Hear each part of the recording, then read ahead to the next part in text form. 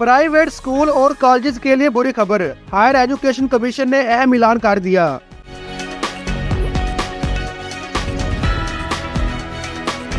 Higher education commission Pakistan نے سرکاری یونیورسٹیوں سے کالجز کی الحاق پر ایک بار پھر پابندی لگا دی۔ HEC کی جانب سے یونیورسٹیوں کو کالجوں یا اداروں کو نئی وابستگی دینے سے روک دیا گیا۔